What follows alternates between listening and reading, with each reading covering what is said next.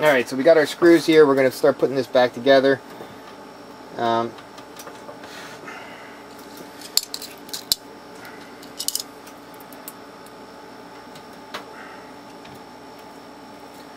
going to go ahead and put all the screws back in the top cage, and then we're going to check our height and see how it's looking from there.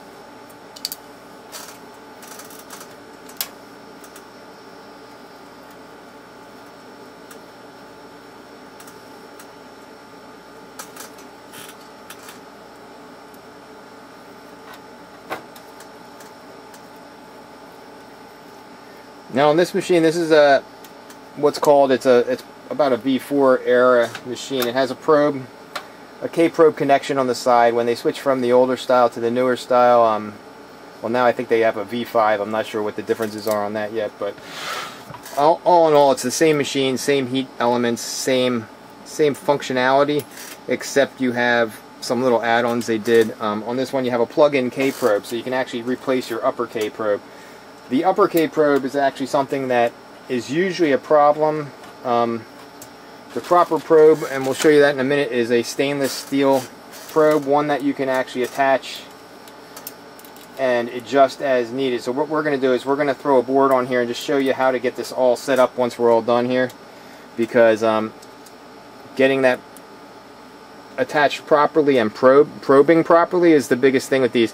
Your biggest fault with the IR6000 is first your bottom probe. Your bottom probe needs to be near the board, and the benefit of that is also when you set that to 180, your board will be close to 180 because you're probing the heat source up where it's actually needed to be correct.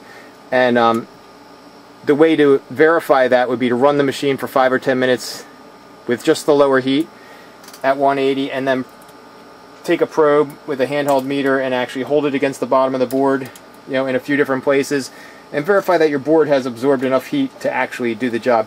If your board is not heating up properly and you're not at the right temperature, you're not going to achieve a good reflow. You're actually just going to heat the board up. And a lot of guys think, hey, because my board, you know, my board works when I take it off, it's repaired.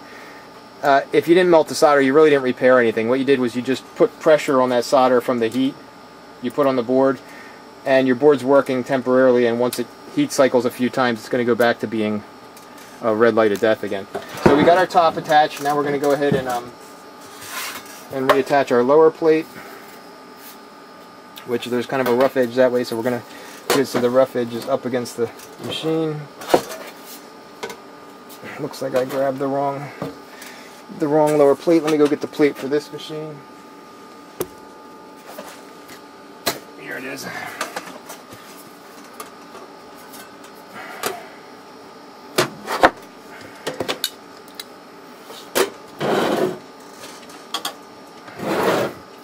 So these machines are nice little machines. Their efficiency or their success rate is a little low, and there's steps you can do to make that higher. And the bottom line is, if you can only fix 7 out of 10 machines, there's 3 machines you can't bill for, and at the end of the year, that's a lot of money. So it's enough money to actually, if you're doing a lot of boards, it's enough money to buy a whole machine. So you want to eliminate that as much as possible, or as your workflow picks up, you want to buy a machine that's a little bit higher success rate.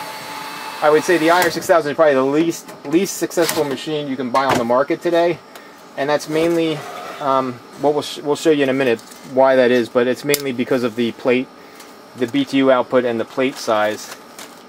So now that we got that guy back together,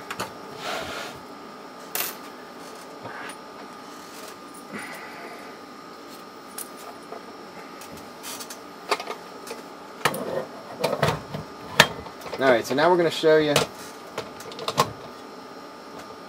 basically how this guy's going to look set up.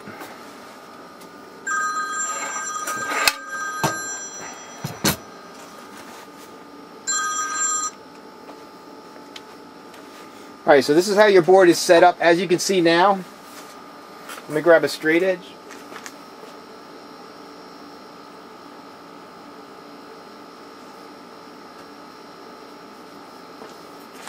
As you can see now, your board and your And your probe, like right there, your probe's touching your bottom of your board. So if your board was sitting here, your probe will be touching it. We're going to bend our wire to bring it right there. It's about a 1/4 inch below. And, you know, a 1/4 inch is a good rule. Your boards sometimes sag slightly, especially when you have end supports like this. So you want to allow for enough adjustment so that you're not touching the board. The reason you don't want the probe to touch the board is when you first turn on your machine, it's going to sense too cold a reading. It's not going to read the BTU output, it's going to read the temperature of your board, and it's going to overdrive the lower heater. It'll start glowing red, and it'll just burn up your board, and that's because it's forcing the board to the max temp too fast. And that's something you don't want as well. So your IR machines, you need to be very careful with your probing situations. Let me grab a test board here, and we'll show you how to lay that out.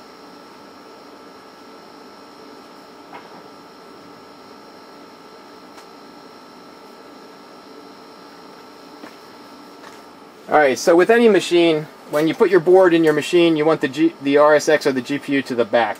So your best bet is to put that in the machine like this, and then center it with your, on this machine you want to center it with your upper heater.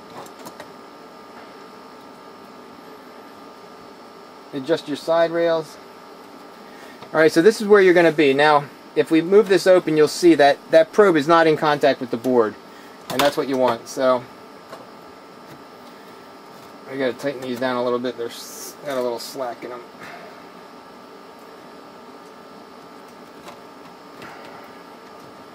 Alright, so once your board's in there and it's sitting comfortably on the lower connections there, this is how you want to be set up.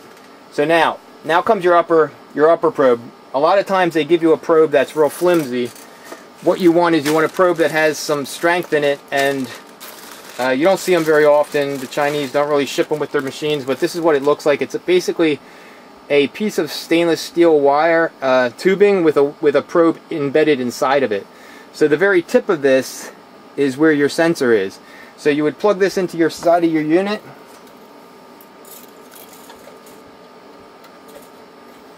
and then you would leave the slack there, and you would want this to be in contact with the board directly next to your chip. So what you'd want to do is you'd want to straighten this out, and then you'd want a little bend in the end, kind of like a record player, and then you'd want to attach it here. And by doing that, you actually end up with a probe that that can stay in contact with the board, and you can just kind of lift it out of the way and put it back as needed.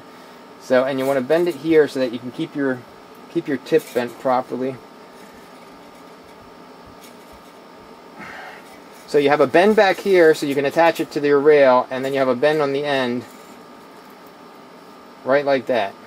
So you actually have a little record player type head where you got your needle tip down there, and you can put it off to the back here, and basically no matter what happens, this has flex in it, so it's going to always go down. So by taping it here with Teflon tape or a high temperature tape, that will hold it in place, and it won't go anywhere. And then if I want to change my board, I can simply loosen the one side rail, and I can lift it out, and my probe kind of stays there, and then when I'm ready to come back, I can just lift this up and slide in the next board. So I'm not bending this over and over again. I'm bending it once and done. So it's once, it's attached, and it's finished, and I can tape it into place, and I can leave it on the outside rail there in place the whole time. Let me go show you. I'll actually get a piece of tape, and we'll tape it on there just to show you how that goes.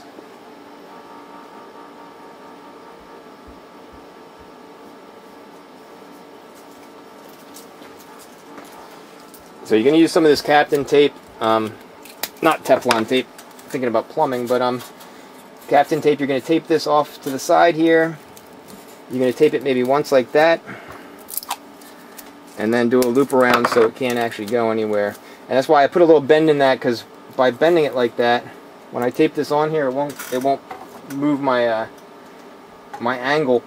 Holding it down at the board won't move. So see, I can just lift that up, slide my board out. My lower probe is below the board. This is on top of the board. This one's in contact. The lower probe is not. Now you're going to ask, why is this upper probe contacting directly next to my chip here? And now normally also you'd have some insulating tape around that, some aluminum tape around there, making a box to protect the rest of the components, because this guy gets a little abusive. But the reason this is contacting it is because the PID, the controller for the upper element, has its own ramp rate built in. The lower does not. So my lower probe, I don't want in contact with the board because it'll make this drive too fast because it doesn't have a ramp rate. So I want it to ramp nice and slow. By having that up away from the plate and close to the board, it will actually ramp at its natural rate, a few degrees per second, and allow this board to absorb that heat, which takes 5 to 7 minutes for this board, and then allow your upper heater then to kick in and then bring that temperature up to the melting point so that you got a good nice reflow. So that's it for now. We were just really covering some probe issues here with the IR6000. I'm going to give you a little close-up quick just so you can see what we got here. This probe here, if you can see it, is actually like pointing down like your finger would, touching the board, and as you can see it's attached off to the side, and it's good to go. I mean, I can do Xbox boards, I can do PS3 boards, whatever I want to do in there, and I have no problem whatsoever. Now let's take that off and then we'll give you a nice close-up of the lower setting. And again, if I put all my boards in there with the GPU to the back, in the position with the GPU to the back of the unit, that'll allow me to fit Xbox, PS3, and everything without redoing all my rack setup. And that's a big thing. Guys start use different positions, and that makes it a lot more difficult.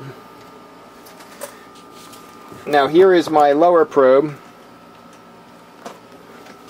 My lower probe is actually in there, and as you can see, it's bent to a position, and wrapped around it is some reinforcing wire. So basically, even if I bump it, it's going to kind of want to stay in its position. It's not going to get pulled out of place. Yeah, it's going to stay right where it needs to be. I can take my rack off of there if I want to. I can unplug that and take it away. I can leave it there. Whatever I do, this machine's good to go and ready to be used. If you need help with your profiles or our DVD series on how to use and profile your own machine, we now have a DVD series for that, as well as $100 gets you profiles and support, and we'll walk you through use of your machine. And just the savings in damaging boards is worth it, so I would highly recommend you do that. Otherwise, thanks for watching, and this is electronicsfix.com.